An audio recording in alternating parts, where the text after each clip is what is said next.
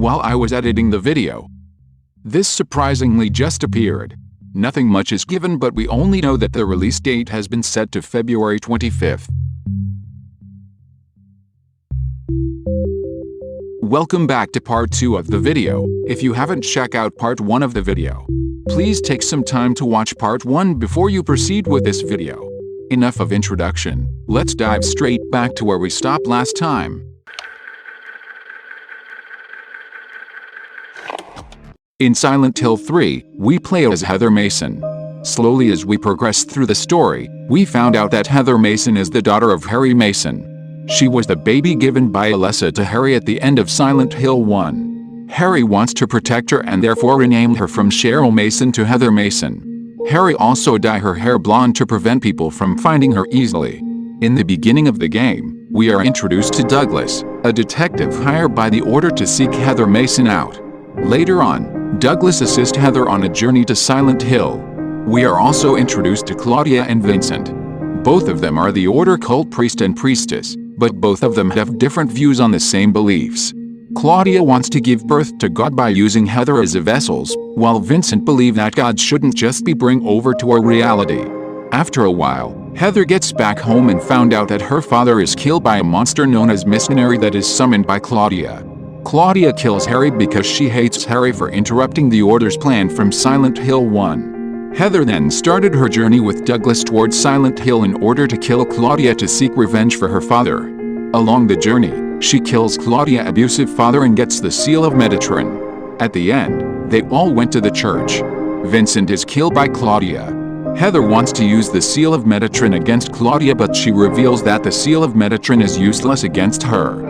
Heather then realized she had a vial of Agliofotis on her neck given by Harry since young. The Agliofotis liquid was used in Silent Hill 1 to stop the god. She ingests the Agliofotis and vomits out a half-formed god. Claudia then ingested and birthed the god while she's dead. After defeating the god, Heather and Douglas leave Silent Hill for good. In here, I wanted to talk about Robbie the Rabbit since it was tagged in the Instagram post. Robbie the Rabbit was first introduced in Silent Hill 3. They are the mascot of the Lakeside Amusement Park. They doesn't do anything in the game beside being a props or decorations of the game. However, in the spin-off games, they are active monsters that wield weapons and attempting to kill you. I'll end here first. Let's continue with the other games and later on I will talk more about Robbie.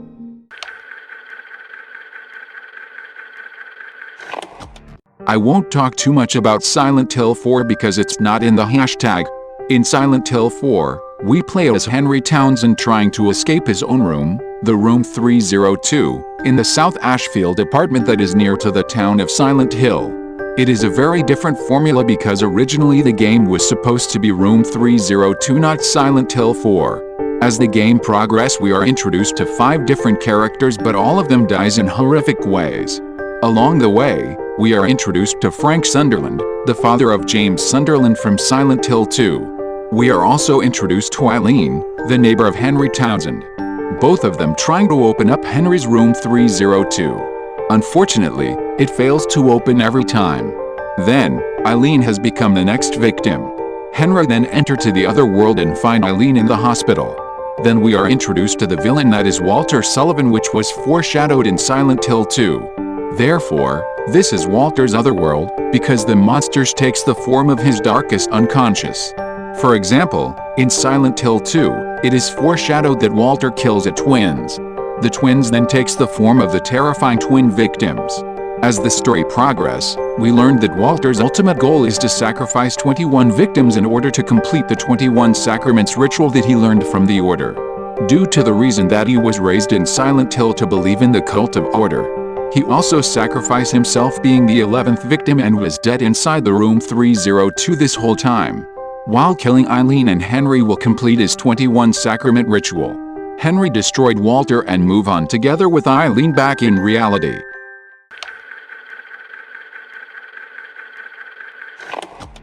I won't talk too much about Origin, but I'll shorten up as much as I can. In Silent Hill Origin, we play as Travis Grady that stumble across Alyssa from the first game. Basically, we got to learn more about Alyssa, Dahlia the mother of Alyssa from first game, Dr. Kaufman from the first game, as well as Lisa from the first game. Somehow this game is the only one where you can choose to control the realms of Fog World and Otherworld through the mirror. We also learn more about the Flores from the first game. Flores also used in Dead by Daylight as an Easter eggs. Talking about Easter eggs, I plan to make a video dedicating to seek out all the Easter eggs in the upcoming Silent Hill DLC that reference to the main game. We'll see how many of our eagle-eyed players are able to catch them. There'll be Easter eggs from Silent Hill and our game in there. So see if you can find them all. Back to our story. In the end, Travis fight the Flores monster in the manifestation of God and split Alessa's soul into two, which lead to the story of the first game where Harry found Cheryl. This one is in the hashtag of the post, so I might dig deeper a little. Please stick with me. In Homecoming, we play as Alex Shepard, a military soldier finding his lost brother Joshua. He faced many monsters that resembles his weird interest towards spiders. He then learned the truth that his parents choose Joshua over him for some special use by the Order. Then, he head over to Silent Hill and confront the Order.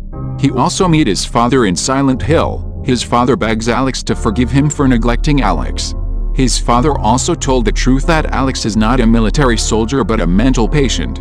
Now I see why is this game in the hashtag of the Instagram post. The twist and turn of the plot is quite impressive.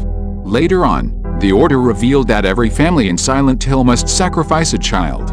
But the Shepard family haven't sacrificed any of the child yet, therefore the Order keep hunting down the Shepard family. In the end, he arrived at the tomb of the Shepard family and found out that he is the one that was meant to be sacrificed but not Joshua. This explains why his parents neglecting Alex because they don't want to get too attached to this son.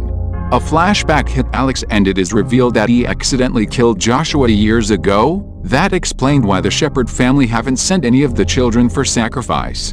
He is also sent to the mental hospital to be protected and never to be sacrificed. Wow, the twist and turn of the plot is amazing. He defeat the last monsters that represent his guilt over killing Joshua and finally leave the town.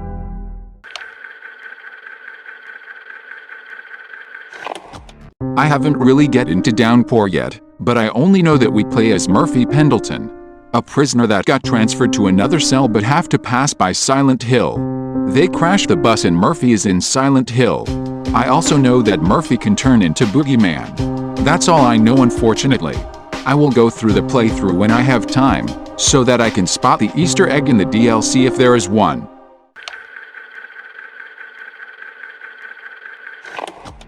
PT is supposed to be the playable teaser for the upcoming Silent Hills. Silent Hill with the S. I haven't checked out PT yet, but it seems like a good game. Unfortunately Silent Hills is cancelled and Kojima started another game known as Death Stranding. Somehow both games have some connection. Silent Hills was supposed to star Norman Reedus as the main protagonist, but he is now the main protagonist of Death Stranding. Both games have baby and the mother of baby is also named Lisa.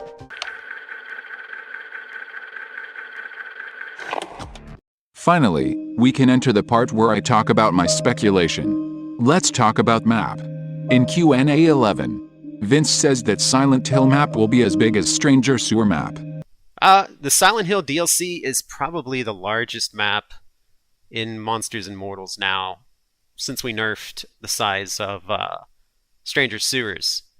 It's actually probably about, I'd say it's probably equal in size, maybe just a little bit bigger.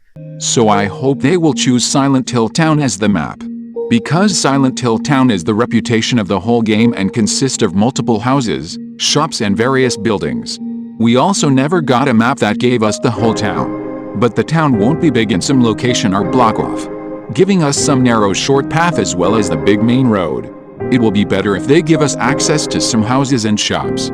But not all are able to have access and they shouldn't have multiple floor. The environment should be very foggy to represent the fog world that is famous in Silent Hill. However, due to the reason they tag Robbie the Rabbit and Silent Hill Nurse in the hashtag, I need to propose multiple different outcomes to accommodate to the various possibilities. First of all, it comes down to Robbie the Rabbit and Silent Hill Nurse. Which one is the boss? Silent Hill Nurse is very famous ever since the Bubblehead Nurse. I believe they should be a playable character instead of a boss.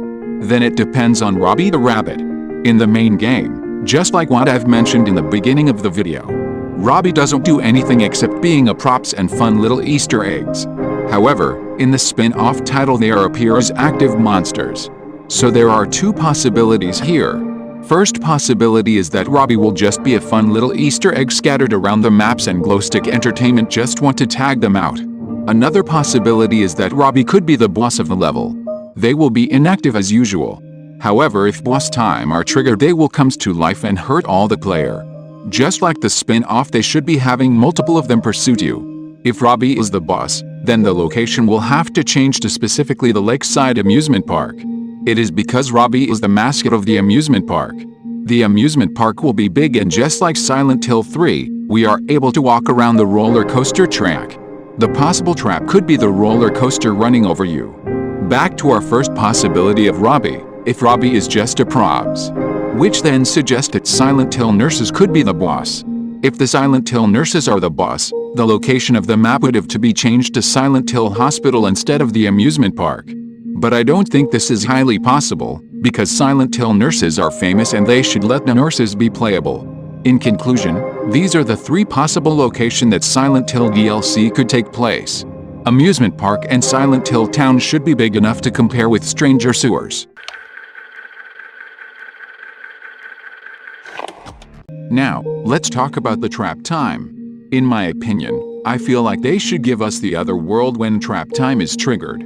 Just like the main game, Silent Hill will shift between the fog world and the other world from time to time. So it makes sense that the normal-looking fog world would suddenly change into the other world upon triggering the trap time.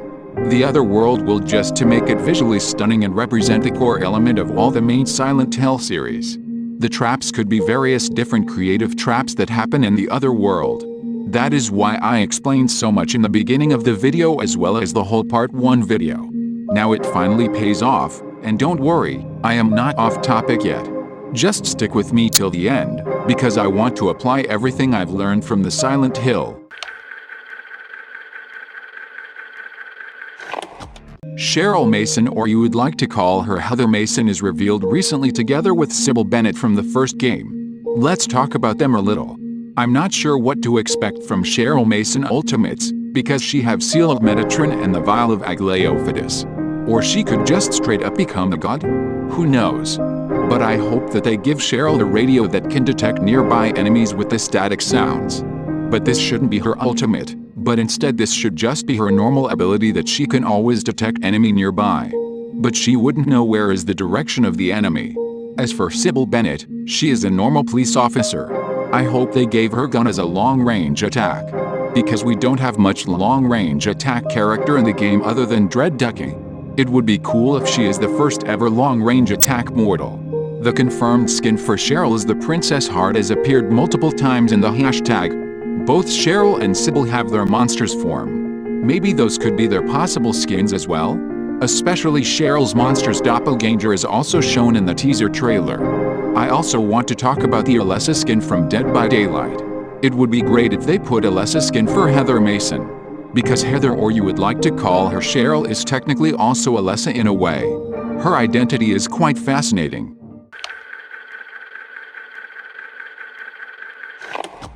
Pyramid Head is confirmed by Vince again and again. So it is confirmed to be a playable character. I believe Pyramid Head would be a power type, but Pyramid Head would run slowly.